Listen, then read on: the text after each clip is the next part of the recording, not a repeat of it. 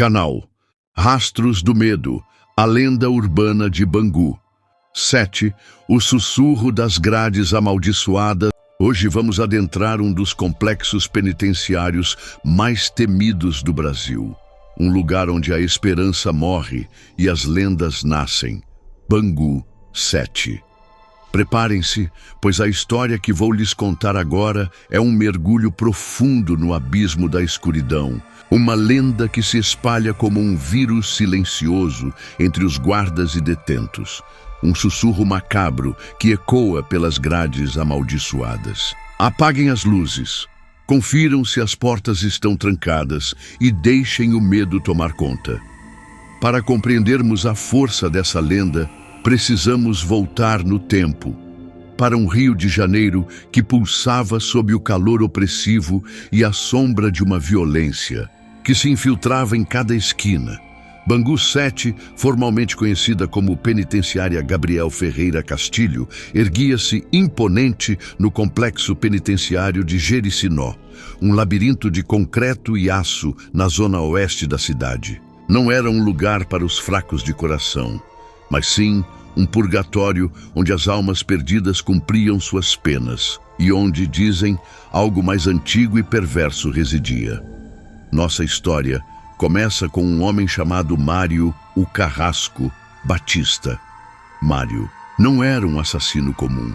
Ele era um carrasco de almas, um sádico que se deleitava na dor alheia. Antes de sua captura, suas vítimas eram encontradas mutiladas nas vielas do Complexo da Maré, nos becos apertados da Rocinha e nas ruas movimentadas de Copacabana, onde a beleza do cenário contrastava brutalmente com a depravação de seus atos. Mário era a personificação do mal, um predador que caçava seus semelhantes por puro prazer, deixando um rastro de terror e desespero por onde passava. A caçada por Mário durou meses, envolvendo a Polícia Civil e a SWAT carioca, culminando em um confronto sangrento, em um barraco caindo aos pedaços na Cidade de Deus, um local onde a linha entre a vida e a morte era tênue.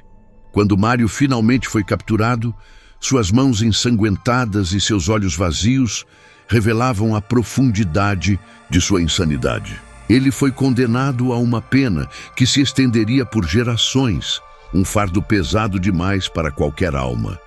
Seu destino, Bangu 7, a cadeia que engole homens, como era conhecida entre os que a temiam.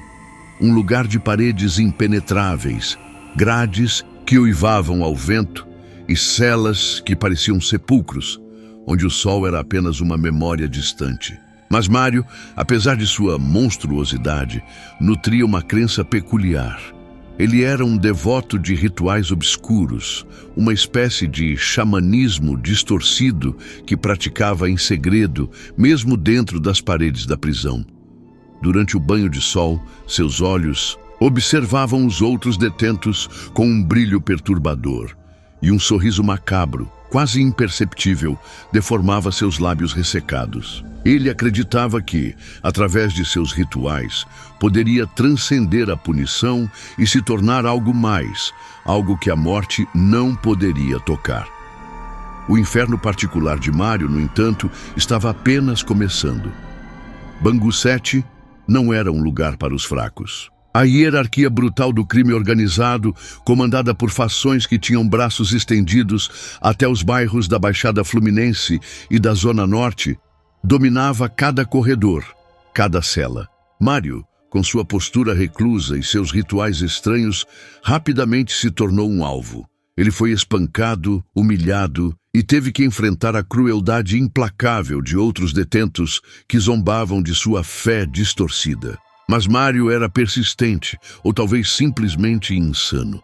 Em sua cela apertada, onde a luz mal conseguia penetrar pelas pequenas aberturas, Mário murmurava palavras incompreensíveis em uma língua estranha. Desenhava símbolos bizarros nas paredes com um toco de grafite roubado e, dizem as lendas, até mesmo se automutilava em oferendas macabras, utilizando pedaços de arame farpado encontrados no pátio. Havia um guarda penitenciário, um homem chamado Sargento Peixoto. Peixoto era um veterano, um dos poucos que havia testemunhado as profundezas da maldade em Bangu 7 e sobrevivido com a sanidade intacta, ou quase.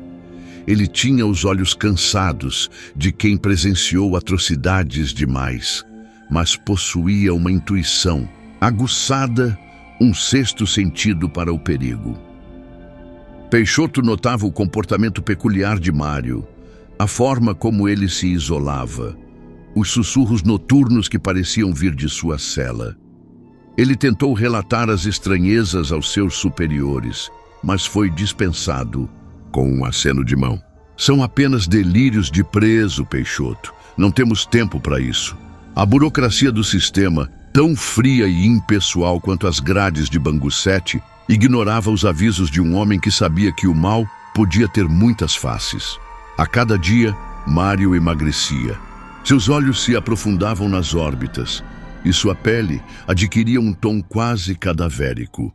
As costelas se projetavam como arames retorcidos sob sua camiseta suja. Os outros presos começaram a chamá-lo de o Ossos, um apelido que ele parecia aceitar com um prazer mórbido. Ele parou de comer a ração fornecida, recusando-se a tocar em qualquer alimento que não fosse o que ele mesmo conseguia, de alguma forma, improvisar em sua cela, utilizando restos de comida do lixo da cozinha da prisão e ingredientes misteriosos que ninguém sabia como ele adquiria. Alguns juram que ele se alimentava de baratas e ratos, ou de outras coisas ainda mais repulsivas, que rastejavam pelas entranhas do presídio infestadas de criaturas das profundezas. O cheiro de sua cela se tornou insuportável, uma mistura de suor, sujeira, fezes e algo mais, algo pútrido e sobrenatural, um odor que grudava nas narinas e na alma. Então, em uma noite de chuva torrencial e ventos uivantes, a lenda se solidificou. Uma tempestade violenta que parecia rasgar os céus do Rio de Janeiro ao meio, atingiu o complexo de Bangu. Os relâmpagos iluminavam as celas, revelando sombras dançantes e aterrorizantes. Foi nessa noite que os gritos começaram. Gritos que não eram de dor, mas de puro primal terror. Gritos vindos da ala onde Mário estava detido. Os guardas, incluindo o sargento Peixoto, correram para verificar. O sistema elétrico da penitenciária falhou, mergulhando tudo em uma escuridão quase total. Apenas a luz bruxuleante das lanternas e os flashes intermitentes dos relâmpagos quebravam a penumbra. O som da chuva batendo nas telhas metálicas, misturado aos gritos e ao vento, criava uma sinfonia horripilante. Quando chegaram à cela de Mário, o que encontraram desafiava a razão e a sanidade. A porta da cela estava escancarada. A corrente que a prendia parecia ter sido arrancada da parede com uma força sobre-humana, o metal retorcido como papel. Dentro não havia sinal de Mário, mas havia sangue, muito sangue, marcando as paredes em padrões grotescos, escorrendo pelo chão em um rio escarlate que parecia formar símbolos arcaicos e sinistros. E um cheiro de carne queimada, de enxofre e de morte, um odor que fazia o estômago revirar e a mente vacilar. Não havia corpo, apenas o rastro do horror. Os presos da ala que antes gritavam estavam agora em um silêncio petrificado, seus olhos arregalados de medo, alguns tremendo incontrolavelmente em suas camas. Um deles, um homem corpulento conhecido como o Touro, que havia sido um dos algozes de Mário, estava encolhido no canto da cela, balbuciando incoerências, sua voz um mero sussurro rouco. Ele se tornou o Carrasco. A partir daquela noite, a lenda do Carrasco de Bangu 7 se espalhou como um vírus incontrolável. Os presos começaram a relatar aparições.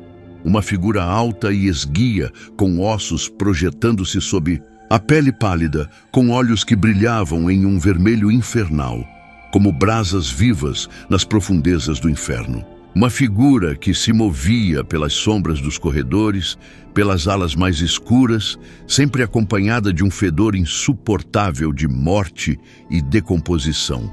Um odor que anunciava sua chegada antes mesmo de sua visão. Mas o carrasco não era apenas uma visão, ele era uma punição. Aqueles que o viam, aqueles que o encontravam, nunca mais eram os mesmos.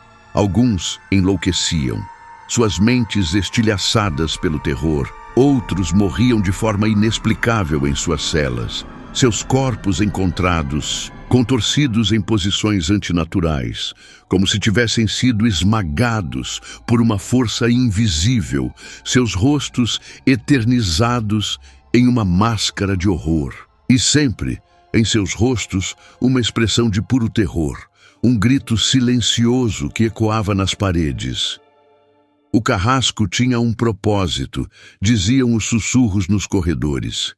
Ele vinha para punir os verdadeiramente maus, aqueles que haviam cometido os crimes mais hediondos, mas também aqueles que haviam se beneficiado da crueldade dentro das paredes do presídio. Aqueles que haviam abusado, torturado ou traído seus próprios companheiros. Ele era a manifestação da justiça mais sombria, a personificação da vingança de uma alma atormentada que se recusava a encontrar paz e que buscava redenção através do terror. Havia um outro caso que alimentou a lenda e a tornou ainda mais horripilante. Um detento chamado o Gigante, um homem temido por sua força bruta e sua crueldade insaciável. O Gigante havia torturado e matado diversos rivais dentro do presídio, até mesmo alguns guardas, com uma frieza que chocava até os mais calejados. Em uma noite de neblina densa que envolvia Bangu 7 como um sudário fúnebre, os gritos de "O Gigante" ecoaram pela ala, um som gutural de terror que fez os corações dos guardas pararem. Os guardas correram, mas quando chegaram, encontraram a cela de O Gigante em um estado de caos absoluto. As grades da cama estavam dobradas como se fossem de papel, a privada de cerâmica arrancada do chão e os móveis virados. E o Gigante, o temido, o Gigante, estava pendurado no teto, sem vida, seu corpo balançando suavemente como um pêndulo macabro em um relógio do inferno. Seus olhos estavam abertos, fixos em um ponto invisível, e em sua pele marcas profundas de dedos, como se garras afiadas tivessem se apertado. Em sua carne, com uma força demoníaca. Não havia sinal de quem poderia ter feito isso, mas os presos sabiam. Era o carrasco. E o silêncio que se seguiu foi ainda mais aterrador do que os gritos, um silêncio que só a presença do mal consegue provocar. A administração do presídio tentou abafar os boatos, atribuindo as mortes a brigas internas ou doenças súbitas, sempre com uma explicação lógica que falhava em convencer até os mais céticos. Mas os guardas, que passavam suas noites em claro, ouvindo os sussurros e os lamentos que vinham das celas, que viam as sombras dançarem e sentiam o ar gélido e pesado, sabiam que algo estava profundamente errado. Sargento Peixoto, mais do que ninguém, sentia a presença do carrasco. Ele havia visto a insanidade nos olhos de Mário e agora via a manifestação de sua ira, uma ira que se alastrava como uma praga. As sombras pareciam mais densas, os corredores mais longos e frios, e o ar dentro de Bangu 7 estava pesado com uma energia maligna, uma presença que espreitava em cada canto. Em uma ocasião, Peixoto estava em sua ronda noturna, o silêncio da penitenciária sendo quebrado apenas pelo ranger distante das portas de aço, o barulho de seus próprios passos ecoando nos corredores vazios e o gotejar incessante de uma torneira enferrujada. De repente, um calafrio percorreu sua espinha, um pressentimento sombrio que o fez parar no meio do corredor. Ele sentiu o cheiro, o mesmo cheiro pútrido que havia emanado da cela de Mário, um odor inconfundível de morte e decomposição, que se agarrava à sua roupa e à sua alma. Seus pelos se arrepiaram e o ar se tornou denso e frio. Ele sacou sua lanterna, a luz tremulando em sua mão, e iluminou o corredor à sua frente. Lá, no final do corredor, parado em frente à cela de um conhecido estuprador e assassino de crianças que havia sido transferido recentemente, estava ele, o Carrasco. A figura era alta, magra, a ponto de parecer esquelética, com uma postura que lembrava a de um predador à espreita, pronto para o bote. Seus braços longos e finos pendiam ao lado do corpo, terminando em mãos com dedos longos e unhas que pareciam garras afiadas, prontas para rasgar a carne. A pele, se é que se podia chamar de pele, era de um tom acinzentado e ressecado, esticada sobre ossos proeminentes, especialmente no rosto, que se assemelhava a uma caveira recém-exumada, com um sorriso distorcido e sem lábios. Os olhos eram os mais aterrorizantes. 2 pontos de luz vermelha e pulsante, como brasas vivas, fixos em Peixoto, penetrando sua alma e congelando seu sangue. Não havia boca. Apenas um espaço vazio onde deveria estar. Mas Peixoto podia ouvir um som, um sussurro gutural, como se o ar estivesse sendo forçado através de um pulmão vazio. Um sibilo que parecia vir das profundezas de um túmulo. Peixoto, um homem que já havia enfrentado a morte muitas vezes, sentiu um medo primordial, um pavor que gelava seus ossos e paralisava seus músculos. Ele tentou gritar, mas sua garganta estava seca, presa em um nó, e nenhum som saía. O Carrasco não. Se moveu, apenas o observou, sua presença opressora preenchendo o corredor. Então, com uma lentidão agonizante, a figura girou a cabeça em direção à cela do detento, seus olhos vermelhos brilhando intensamente. Peixoto viu os olhos vermelhos se intensificarem, e a figura começou a se dissolver nas sombras como fumaça escura que se espalhava pelo corredor, deixando para trás apenas o fedor pútrido e a sensação de uma presença maligna.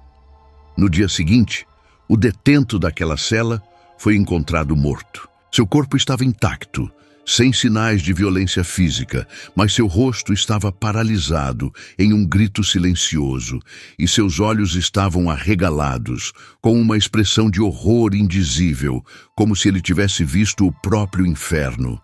Os médicos, legistas, não encontraram causa da morte e registraram como parada cardíaca súbita. Mas Peixoto sabia, todos sabiam, era o Carrasco. A lenda se intensificou. Os presos se recusavam a sair de suas celas à noite, muitos implorando por transferências para outros presídios, mesmo os de segurança menor. Os guardas faziam suas rondas em duplas, armados até os dentes, mas o medo era um inimigo invisível, intangível, que se alojava na mente e no coração. A reputação de Bangu 7, já sombria, tornou-se ainda mais nefasta, um lugar onde o sobrenatural se misturava com a realidade brutal. A cada nova morte inexplicável, a lenda do Carrasco se tornava mais real, mais palpável, um terror que transcende o mundo dos vivos. Há quem diga que o Carrasco não é apenas um fantasma, mas uma maldição, uma manifestação do mal que se acumula dentro das paredes de um lugar onde a esperança é esmagada e a humanidade é corroída. Ele é a justiça cruel, a punição definitiva para aqueles que escapam da lei dos homens, mas não da lei do sobrenatural. Ele é a personificação da vingança, um espectro que nunca encontrará descanso, preso em um ciclo eterno de retribuição. A história não para por aí. Nos anos que se seguiram, a lenda do Carrasco se espalhou para além dos muros de Bangu 7. Os familiares dos presos, os advogados que frequentavam o complexo, até mesmo os taxistas que esperavam do lado de fora, todos tinham uma versão para contar. A figura esquelética, os olhos vermelhos flamejantes, o cheiro de morte Ele se tornou o boato que se sussurrava em voz baixa, o segredo que se contava ao pé do ouvido, um conto de advertência para aqueles que se aventuram nos limites da crueldade humana. Em Niterói, na região metropolitana do Rio, um ex-guarda penitenciário de Bangu 7, que havia se aposentado por problemas de saúde, na verdade, um trauma psicológico profundo causado pelo que presenciou dentro das paredes da prisão, foi encontrado morto em sua casa. A polícia inicialmente pensou em um assalto, mas nada havia sido levado. O corpo do ex-guarda estava em sua cama. E como as vítimas dentro do presídio, seus olhos estavam arregalados em um pavor silencioso, uma expressão que parecia querer gritar o que ele viu. Em uma das paredes de seu quarto, escrita com o que parecia ser sangue seco, havia apenas uma palavra: Mário. A polícia descartou a possibilidade de ser um assassinato ritualístico, mas os que conheciam a lenda, os que sabiam o que ele havia presenciado, tremeram, pois sabiam que a maldição de Bangu 7 havia encontrado mais uma vítima. A lenda do carrasco serve como um aviso, uma parábola sombria sobre as consequências da crueldade extrema e do desespero. É um lembrete de que há horrores que a lei humana não pode conter, e que a escuridão pode se manifestar das formas mais inesperadas, até mesmo dentro das paredes de uma prisão de segurança máxima, um lugar onde o mal se alimenta e cresce. Ele é a personificação do pesadelo, o guardião silencioso de um inferno particular, um demônio nascido da própria crueldade humana.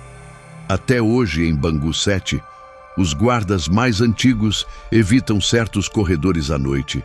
Os presos sussurram o nome, o carrasco, com um misto de medo e reverência.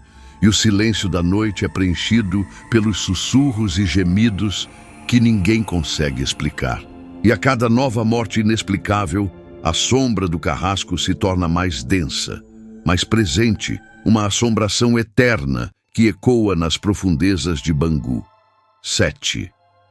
Então, da próxima vez que você ouvir um rangido inexplicável na noite, ou sentir um calafrio que não tem explicação, lembre-se da história do carrasco de Bangu 7, porque o medo, meus amigos, é mais real do que vocês imaginam. E às vezes, ele está mais perto do que gostaríamos de admitir, espreitando nas sombras, esperando o momento certo para se revelar. Se você chegou até aqui, é porque o medo te abraçou de verdade e a curiosidade te manteve preso a cada palavra. Se essa história te gelou a espinha e te deixou querendo mais, não se esqueça de deixar o seu like neste vídeo e se inscrever no canal Rastros do Medo. Assim, você não perde nenhum novo pesadelo que eu trago para vocês.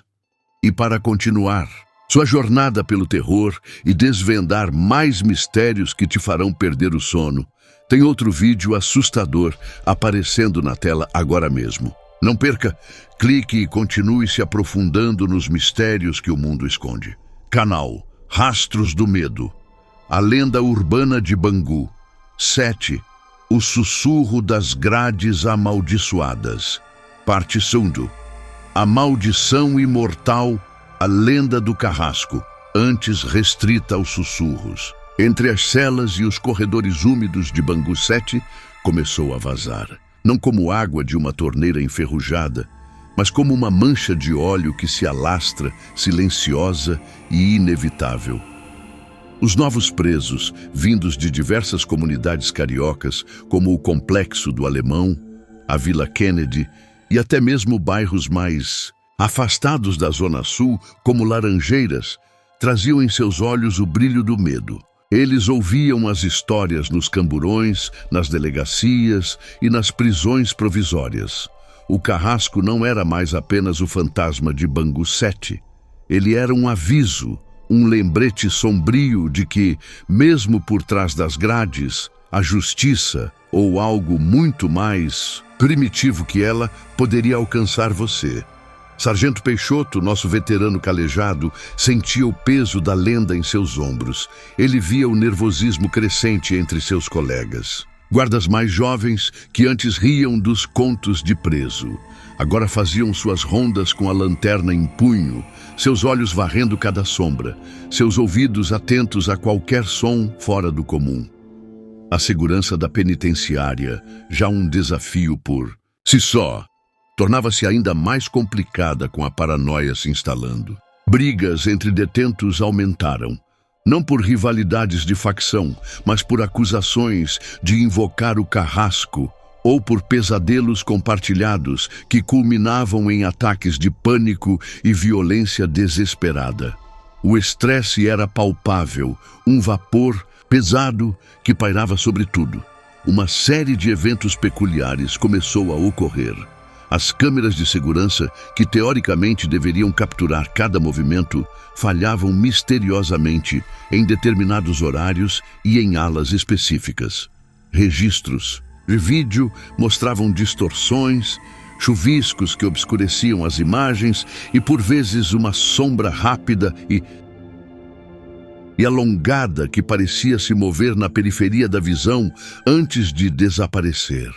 Guardas juravam sentir um frio anormal em corredores que, segundos antes, estavam abafados, e o cheiro pútrido de morte e enxofre se tornava mais frequente, pairando no ar como uma névoa invisível e repulsiva. Os casos inexplicáveis. Mais vítimas, mais medo, a lista de mortes inexplicáveis crescia. Eram homens condenados por crimes hediondos. Figuras que dominavam o submundo do crime no Rio, que de repente eram encontrados em suas celas, com o mesmo olhar de terror paralisante no rosto, seus corpos sem marcas de violência externa, mas com algo quebrado por dentro. Um desses casos foi o de Zé do Pó, um traficante cruel que controlava pontos de venda no Morro do Borel e na Cidade Alta. Zé era conhecido por sua impiedade, por torturar rivais e usuários que deviam. Uma noite, seus gritos agudos ecoaram pela ala, um som que fez os outros presos se encolherem em suas camas. Quando os guardas chegaram, encontraram Zé do Pó encolhido no canto de sua cela, balbuciando, seu corpo tremendo incontrolavelmente. Ele apontava para a parede onde não havia nada e repetia em um sussurro aterrorizado: os olhos vermelhos, ele estava lá. Na manhã seguinte, Zé do Pó foi encontrado morto, seu corpo ainda encolhido na mesma posição, seus olhos abertos e fixos, repletos de um terror que a medicina não podia explicar.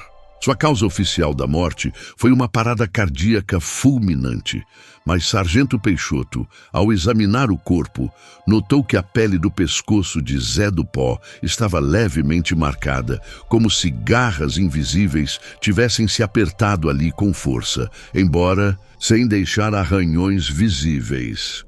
Outro caso foi o de Silas, o estuprador, um monstro que aterrorizou famílias em Santa Cruz e na Barra da Tijuca. Silas era desprezado até pelos outros criminosos. Em sua cela, um fedor insuportável de fezes e carne podre começou a emanar, tão forte que contaminava o corredor. Os guardas, relutantes, entraram na cela, usando máscaras para tentar mitigar o cheiro. Encontraram Silas em sua cama, seu corpo coberto por bolhas escuras, como se estivesse se decompondo por dentro, mesmo estando vivo. Ele respirava com dificuldade, e seus olhos, que antes eram frios e calculistas, estavam agora cheios de um pavor alucinatório. Seus lábios secos murmuravam: ele está vindo, me desculpe, me desculpe. Silas agonizou por horas, em um estado de putrefação acelerada, antes de finalmente sucumbir. A autópsia não encontrou causa biológica para a decomposição tão rápida. Era como se algo o estivesse consumindo por dentro, transformando-o em pó antes mesmo da morte. Peixoto, ao lado do corpo, sentiu o ar denso e pesado e, por um instante, jurou ter visto uma sombra se alongar e se retorcer no canto da cela.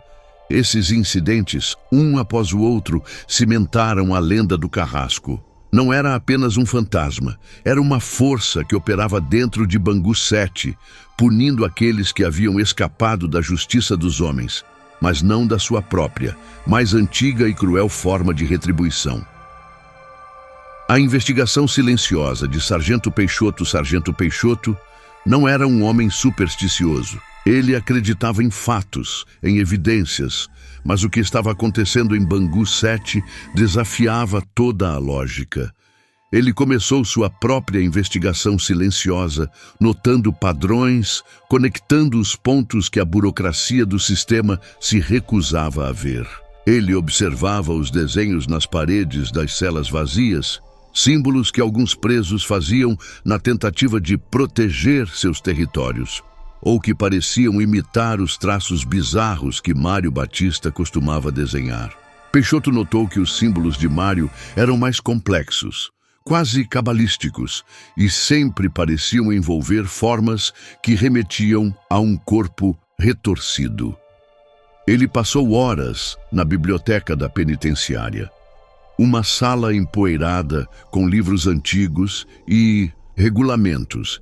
Entre os tomos, ele encontrou um livro sobre folclore e rituais africanos trazidos para o Brasil, especialmente os do candomblé e da umbanda, com a finalização e distorção dos rituais satânicos. As descrições de algumas entidades e seus métodos de punição eram assustadoramente similares aos eventos de Bangu 7.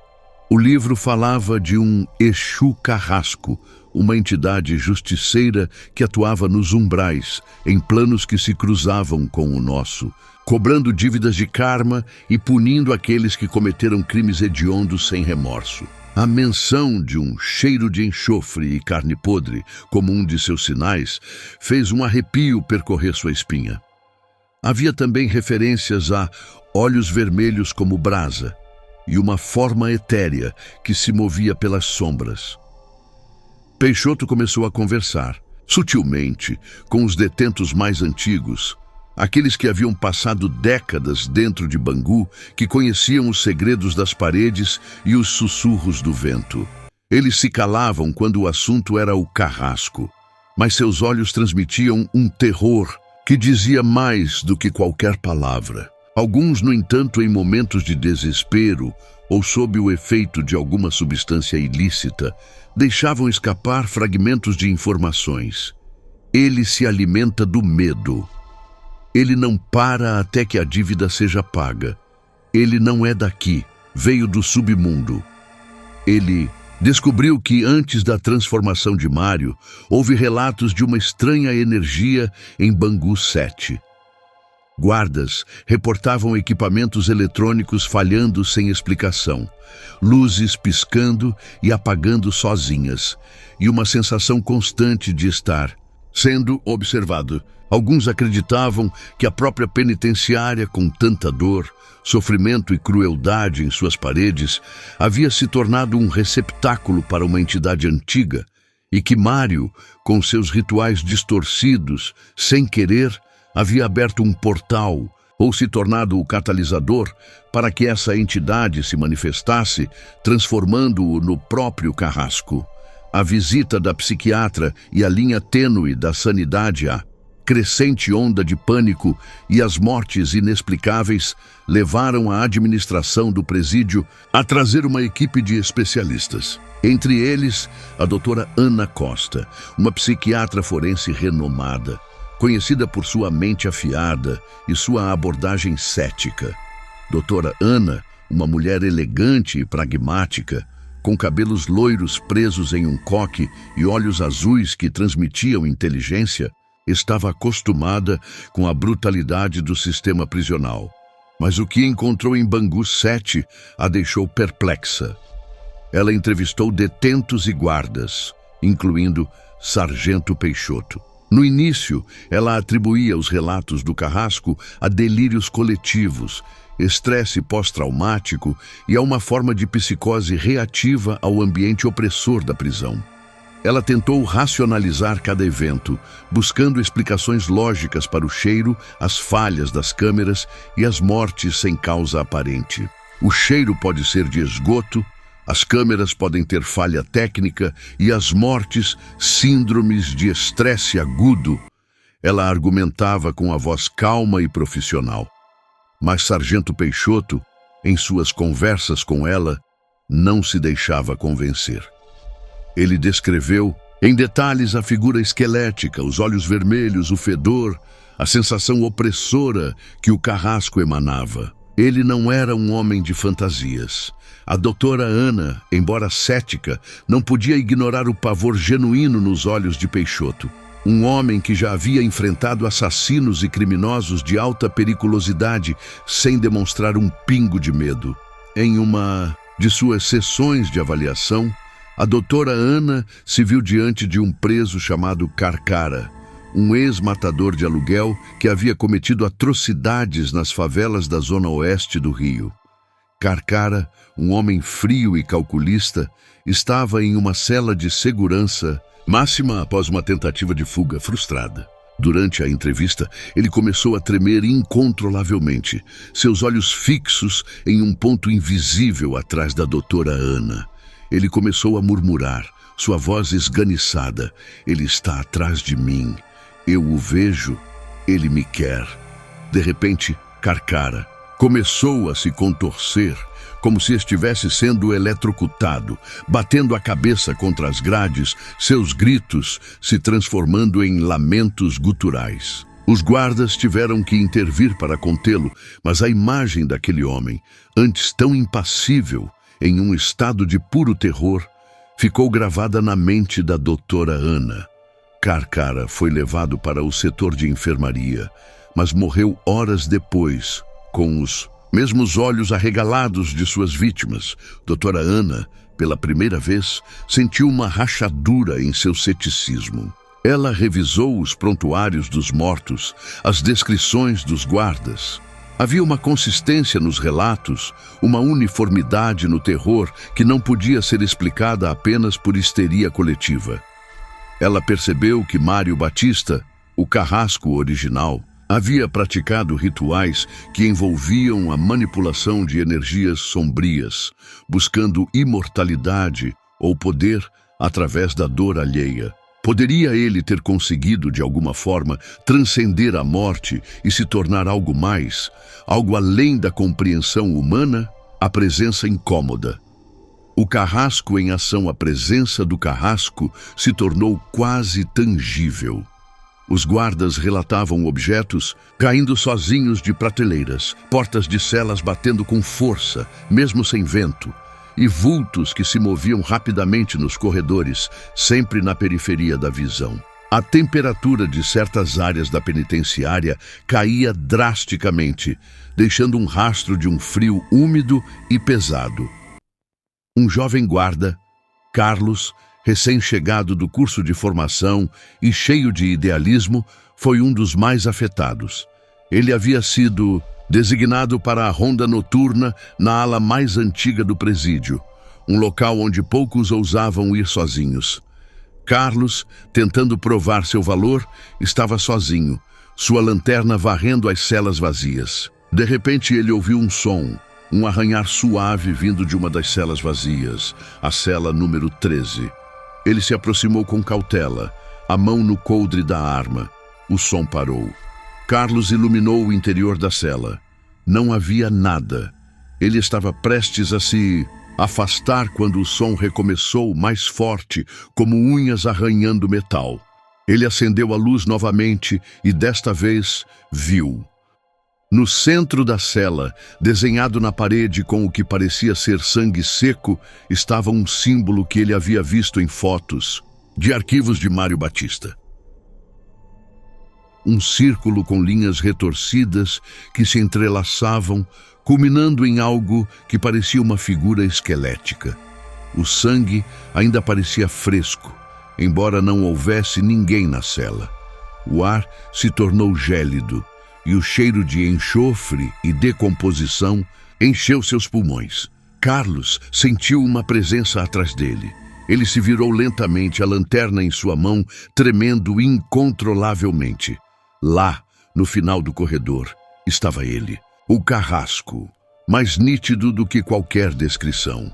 A figura era alta e esguia, seus ossos projetando-se sob a pele cinzenta e ressecada. Seus olhos, 2 pontos de luz vermelha intensa, fixaram-se em Carlos, e o jovem guarda sentiu sua alma ser puxada para o vazio. O carrasco começou a avançar lentamente, seus movimentos fluidos, quase sem peso, flutuando sobre o chão. Carlos tentou gritar, mas sua garganta estava presa. Ele tentou correr, mas seus pés pareciam colados ao chão. Ele podia sentir a presença gélida se aproximando, o fedor nauseabundo invadindo seus sentidos. O carrasco parou a poucos metros de Carlos. Ele ergueu um braço fino e longo e um dedo esquelético apontou para o guarda. Em vez de uma boca, uma abertura vazia, de onde saiu um sussurro gutural. Um som que parecia vir do próprio inferno. Sua dívida será paga. O jovem guarda desmaiou, seu corpo caindo em um baque surdo no chão frio. Ele foi encontrado horas depois, inconsciente, sua mente traumatizada. Carlos nunca mais conseguiu voltar a trabalhar em Bangu 7. Ele foi transferido para um trabalho administrativo em outro presídio. Mas os pesadelos do carrasco o assombravam todas as noites. Seu depoimento, incoerente e cheio de pavor, foi descartado como delírios e estresse, mas para Sargento Peixoto era mais uma prova. A lenda de dentro para fora, o impacto na sociedade, a lenda do carrasco de Bangu 7 não se limitou às paredes da prisão. Ela começou a se espalhar para fora, para as comunidades, as famílias dos presos e até mesmo para as ruas do Rio. Histórias de ex-detentos que, após cumprirem suas penas, morriam de forma misteriosa em suas casas, com os mesmos sintomas. De terror extremo, alimentavam o medo. Em Madureira, um ex-chefe de uma facção criminosa, que havia sido libertado após cumprir parte de sua pena em Bangu 7, foi encontrado morto em seu apartamento. Seu corpo estava intacto, mas seu rosto expressava um pavor indizível. Uma de suas filhas jurou que na noite anterior à morte, ela ouviu um arranhar nas paredes do quarto do pai e sentiu um cheiro horrível de podridão. Ninguém deu crédito a ela. Mas a comunidade de Madureira, onde a crença no sobrenatural é forte, começou a murmurar sobre a maldição de Bangu 7. Advogados criminalistas, acostumados com a frieza do sistema, começaram a relatar um fenômeno estranho. Clientes que estavam prestes a ser soltos ou que aguardavam recursos, de repente imploravam para permanecerem na prisão, para não serem transferidos para outros locais. Alguns chegavam a se mutilar ou a cometer infrações menores para garantir que não seriam libertados. Quando questionados, eles apenas balbuciavam sobre o carrasco e o terror de encontrá-lo lá fora, onde ele não estaria limitado pelas grades. A liberdade para eles significava a morte. O legado de Mário e a evolução do carrasco Sargento Peixoto, com a ajuda relutante de doutora Ana, que, embora ainda tentasse manter sua postura cética, estava cada vez mais perturbada pelos eventos, aprofundou sua pesquisa. Eles descobriram que Mário Batista, antes de ser preso, havia tido um encontro com um velho pajé na região da Floresta da Tijuca, um homem conhecido por seus conhecimentos de rituais proibidos. O pajé havia alertado Mário sobre os perigos de brincar com forças que ele não compreendia e sobre o preço a ser pago por tal poder. Mário, em sua arrogância, havia ignorado os avisos. Peixoto e a doutora Ana teorizaram que a transformação de Mário no carrasco não foi apenas uma maldição, mas uma fusão. A alma corrompida de Mário, imbuída dos rituais sombrios e potencializada pela energia negativa acumulada em Bangu 7, havia se tornado uma entidade parasita que se alimentava do medo e da culpa dos presos. O carrasco não era apenas o espírito de Mário. Era Mário e algo mais. algo que ele havia invocado ou que ele havia se tornado ao cruzar a linha da humanidade. Ele se alimentava do desespero e do pavor de suas vítimas, tornando-se mais forte a cada morte, mais presente a cada sussurro de medo. A lenda do carrasco, portanto, não era apenas um conto de fantasmas. Era um aviso sobre as consequências de uma vida de crueldade, sobre o peso kármico que a escuridão pode trazer e sobre como, às vezes, o próprio inferno pode vir cobrar suas dívidas. Ele era a manifestação da justiça mais sombria, um juiz e carrasco para aqueles que a lei dos homens não conseguia deter. Até os dias de hoje, em Bangu 7, há um silêncio peculiar à noite. Um silêncio que é quebrado apenas pelos rangidos das celas, os sussurros de medo dos presos e o eco distante dos passos de um guarda. E sempre, em certas alas, um frio inexplicável e um cheiro pútrido que anuncia a presença do inevitável. Os guardas mais antigos ainda evitam a cela número 13, a cela onde Mário Batista desapareceu. Dizem que, nas noites de tempestade, os olhos vermelhos do carrasco podem ser vistos espreitando das sombras, procurando por novas dívidas a serem cobradas. A história de Bangu 7 e do carrasco é um lembrete sombrio de que o mal, uma vez desencadeado, pode assumir formas que desafiam nossa compreensão e que, por mais fortes que sejam as grades de uma prisão, elas jamais poderão conter o terror que nasce das profundezas da alma humana. Se você chegou até aqui, seus nervos devem estar em frangalhos, mas sua curiosidade, eu sei, está ainda mais aguçada. Se essa continuação da história do carrasco te prendeu e te fez sentir o frio na espinha, não se esqueça de deixar o seu like neste vídeo e se inscrever no canal Rastros do Medo. Assim, você não perde nenhum novo pesadelo que eu trago para vocês e ajuda a espalhar essas histórias arrepiantes para mais pessoas.